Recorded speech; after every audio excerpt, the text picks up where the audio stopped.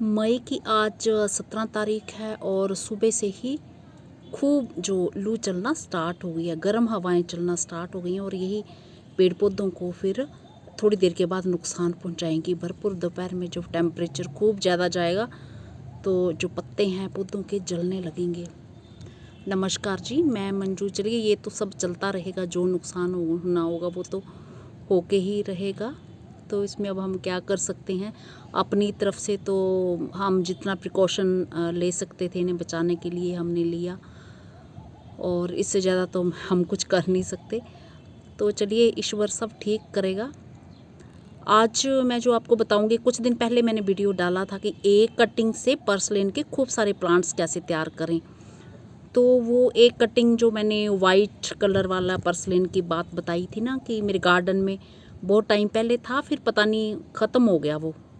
तो इतनी भरपूर गर्मी में ये खिलता हुआ वाटर लिली बहुत ही सुकून दे रहा है। तो चलिए, वाटर लिली को छोड़ते हैं, अब हम ये पर्सलेन की बात करते हैं। और एक चीज़ मैं शेयर करूँगी कि जो पुराने पर्सलेन के पौधे हमारे लगे हैं उनमें भी हमने जो है उनकी प्रूनिंग कर देनी है, उन्हें गुलाई की शेप देनी है। चाहे बैग में जो मेरे पॉली बैग में लगे हैं, तो ये वही छोटी छोटी कटिंग जो आपके सामने मैंने ग्रो की थी, छोटी छोटी कटिंग्स लगाई थी, जहाँ वीडियो में किसी में शेयर की थी कि आज मैंने ये काम किया है। तो ये देखिए, पूरी अच्छे से ये हमारी चल गई है। हो सकता है कोई एक दो कटिंग साइड में मर भी गई हो, तो मैं ज़्यादा इसलिए लगा देती हूँ कि जब ये तैयार हो जाती हैं तो बड़ा से बड़ा प्लांट भी होगा, अगर हम इसे ट्रांसप्लांट करना चाहेंगे तो फिर ईज़िली जो है आने वाले टाइम में, बरसात के टाइम, कलियों के साथ, फूलों के साथ ये ईज़िली चल पड़ता है। तो आपने मेरे गार्डन में देखे होंगे ये पॉट जो है पूरे भरे हुए। ये तो कई भाई बहन पूछते हैं आप कैसे करते हैं। तो ये पहली स्टेज, तो ये जो कटिंग लगाना मैंने सिखाया था, तो वाइट कलर मेरे गार्डन में बहुत पहले था, और फिर मैं पता नहीं उन्हें बचा नहीं पाई, सेव नहीं कर पाई, मैं भूल गई मैंने सेव कहाँ किया। तो लास्ट ईयर एक कटिंग में कहीं से मैंने ग्रो भी नहीं की और अचानक से वाइट फूल खिला। उसको फिर मैंने अलग गमले में करके रख दिया निशानी के तौर। उसी से एक कटिंग से मैंने ये सारी कटिंग बनाई है। तो अब हम उस पे जैसे ये ऐसे लंबी लंबी होती जाएंगी तो अच्छी शेप नहीं आएगी। तो ये न्यू ग्रोथ साथ साथ में हो रही है, तो हम यहाँ से इसको कट कर देंगे ये ऐसे। तो इसको और भी कहीं लगा देंगे तो इसकी और बन जाएंगे, ये बराबर ऐसे कट कर देंगे ये, ताकि ये पोट हमारा पूरा ही भर जाएगा ये इस तरह से। तो ये कर देंगे हम ऐसे। तो इसमें तो देखो कितनी सारी ये न्यू ग्रोथ ये हो गई है, तो ये पूरा भर जाएगा। तो अभी मैं इसको इसकी कटिंग जो सारी नहीं निकालूंगी, इनको अच्छे से चलने दूंगी। बाद में देखेंगे कि कैसे किस तरह से ये फैल रहे हैं, और फिर हम जो है इनके पौधे अगर ज़रूरत पड़ी तो निकालेंगे, नहीं तो यही चलने देंगे। तो बस ये हमारी इस तरह से ये हमारी बराबर हमने ये इसकी प्रूनिंग कर ली है, और इतनी सारी ये कटिंग हो गई। अब इसके नए प्लांट्स तैयार करेंगे, कुछ चलेंगे कुछ नहीं भी चलेंगे।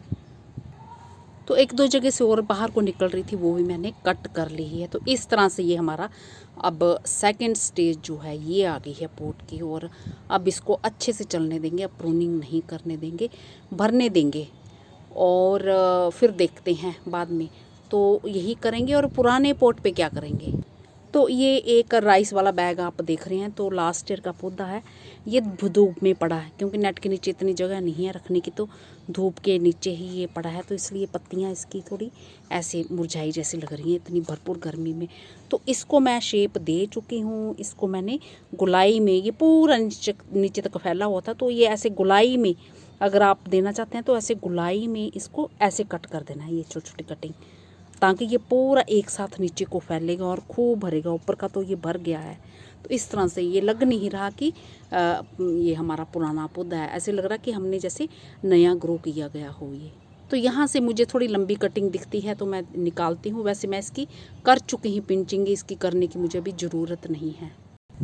तो ये जो बैग है हमने फोल्ड किया हुआ, काफ़ी खाली है हमारा। ये देखिए, थोड़ी सी मिट्टी में ही ये हो जाता है। तो अब ये दिख रहा है, ये कुछ टाइम के बाद ये पिंचिंग मैंने करके ये निकाल लिया है, साइड साइड से ये बराबर कर दिया है, जैसे हेयर कटिंग करते हैं वैसे बराबर से नीचे से कर दिए हैं। और कुछ टाइम के बाद ये बिल्कुल नीचे तक और भी लिफाफे के नीचे तक जो फैल जाएगा। फिर आप इसे ऊंची जगह पे रख सकते हैं, चाहे तो कोई स्टूल लगा के रख सकते हैं, चाहे बाउंड्री वॉल पे रख सकते हैं। तो लटकते हुए इसके फूल और भरे हुए बहुत ही खूबसूरत लगते हैं।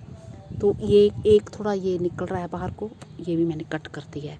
तो बस इस तरह से पिंचिंग करनी है आपने। तो फ्लावर जो इन पे ढेर सारे आने स्टार्ट होने हैं वो बरसात के टाइम से होने हैं। अभी तो जिन पे पुरानों पे थोड़े एक एक दो दो चार चार आ रहे हैं, फिर तब ढेरों फूल लग के सर्दियों से पहले तक खिलते ही रहते हैं कई महीनों तक। तो रही खाद की बात, कोई खास अभी देने की ज़रूरत नहीं है। हाँ, लिक्विड फर्टिलाइज़र छिलकों वाले वगैरह होते हैं, जैसे केले के छिलके वगैरह का 2-4 दिन पानी में भिगो के रखें, वो सड़ जैसे जाएँ 4-6 दिन भी रख सकते हैं, तो उनका पानी दे सकते हैं। तो उनसे ग्रोथ बहुत ही बढ़िया होती है। अगर मिट्टी आपकी बढ़िया होगी तो देने की फिर ज़रूरत भी नहीं है। तो ऐसे ही ये बहुत अच्छे से चलते रहेंगे। ये अभी मैंने कोक्सकॉम के फ्लावर्स जो हैं डाले हैं अभी अभी, बिल्कुल ये फूल देख रहे हैं। तो बस लिक्विड फर्टिलाइज़र का भी मैंने बता दिया कि अगर मिट्टी आपको लगता है कि ज़्यादा आपकी उपजाऊ नहीं है तो लिक्विड फर्टिलाइज़र देते रहें, तो उनसे बहुत अच्छे चलते हैं। बस मौसम थोड़ा चेंज हो जाए, इस टाइम पत्तियाँ इनकी वर्न होती हैं, अच्छे से ग्रोथ नहीं होती है। थोड़ा सा जब बरसात स्टार्ट हो गई तो ये ऐसे भागेंगे बहुत जल्दी, ये जो इनकी ग्रोथ होती है। बस आपने अगला स्टेप जो यही करना है जो मैंने अभी किया है। इसी के साथ नमस्ते जी, शुक्रिया।